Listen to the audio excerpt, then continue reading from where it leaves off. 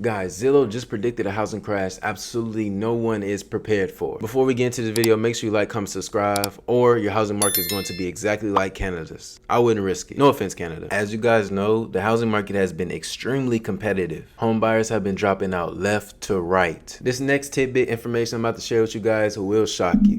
Redfin reported that 61% of home offers faced bidding wars in April, down from 63% a month earlier and 67% a year earlier. As surging mortgage rate prompt buyers to drop out, Riverside, California, and Atlanta saw the biggest annual decline. It's not uncommon to see flocks of people at an open house. For example, this video that happened in North Carolina will blow your mind. Rod and Angela, this video was something else, I tell you what. So we're talking about this house right here behind me. It was really chaotic. Ann lives in Raleigh's North Farms community and could not figure out what was happening on her street Tuesday evening. They were double parked in the cul-de-sac. The yard looked like they were having an auction because there were people everywhere, you know. But no, not an auction, just an open house for this 1,400 square foot, 3-bedroom, 3-bath listed at $260,000. The FOMO is actually crazy. Real estate agents are waiving contingencies on their offers for their clients because at this point, they just want a home at this point. And this is the only way for them to stay even somewhat competitive against the other buyers. But the data Zillow is showing and other real estate research firm shows that this actually might change pretty soon. Now, Fortune released the article quoting Zillow. The housing market boom has at least another year to run, Zillow economists predict. While the forecast Zillow published this month is a downward revision from the one it published in April, it's still fairly bullish. Over the coming 12 months, the Seattle-based real estate firm predicts that U.S. home prices will climb 11.6%.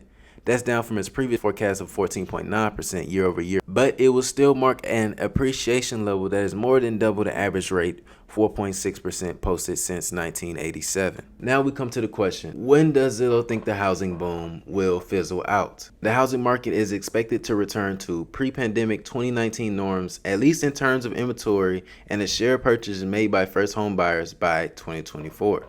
Now, Zillow basically believes that a housing crash is coming in 2024. I personally think it is coming sooner. And here's the reason why it's coming sooner. Now, let's look at this Mortgage Bankers Association article. And I'm going to add my own tidbit information to this. But this basically goes along with my prediction as well. The end of booming home prices is almost here, National Mortgage Bankers Group says. The latest forecast put out this week by the Mortgage Bankers Association should give them some peace of mind. This year, the trade group predicts that U.S. existing home prices will jump just 4.8%.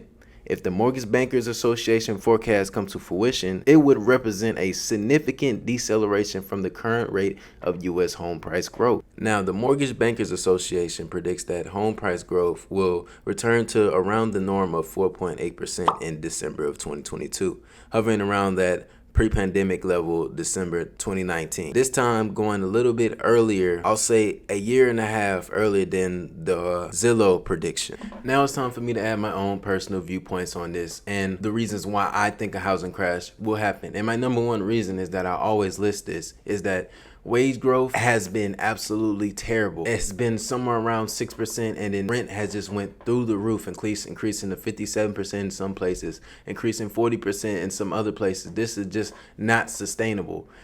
People can only afford so much. The buyers, they determine the market. So when this market is more so artificial and straining people's pockets, they can only pay so much, and the prices are going to have to eventually come down because the sellers can't keep overpricing for these homes. This article from Redfin even bolsters my statement even more. Housing market update. Nearly 1 in 5 sellers is dropping their price, the highest rise since October of 2019. Measures of home buyer competition are plateauing as early stage demand posts its biggest annual decline since April 2020. However, mortgage rates may have leveled off, which could prevent demand from dropping even further. The housing market is seeing clear signs that the pandemic-driven housing frenzy is coming to an end. Nearly 1 in 5, 19.1% home sellers dropped their price during the 4-week period ending May 22nd, the highest level since October of 2019. Measures of competition including the typical listing times on market, the share of homes pending sale within 1 week, and the share of homes sold above listing price have all plateaued.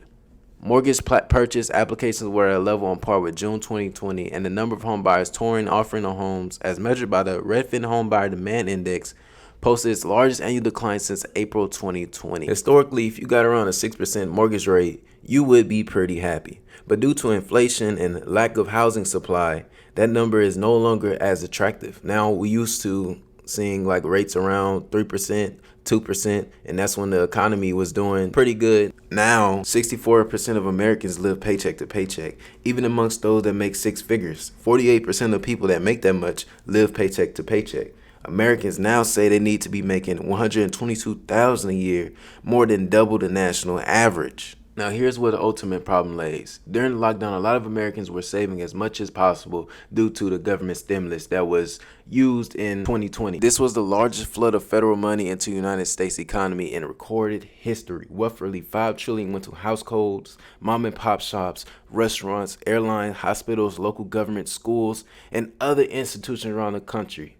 What's interesting is 1.8 trillion went to individuals and family. Workers received nearly 700 billion in unemployment billings, including an extra 600 per week from March to July of 2020. As you guys can see, as soon as the lockdown hit, when the government started printing more and more money during 2020, personal savings rates reached at super high amounts with 33.8 at the highest. I'm pretty sure this is the highest recorded in history. And now this has went down due to most likely probably inflation and the market just returning to normal. Nancy Lazar elaborates on this quite heavily. And so I would actually say this is at risk of creating a recession, potentially even more than the Fed, because this is happening right now. Many people are struggling because those stimulus checks are gone.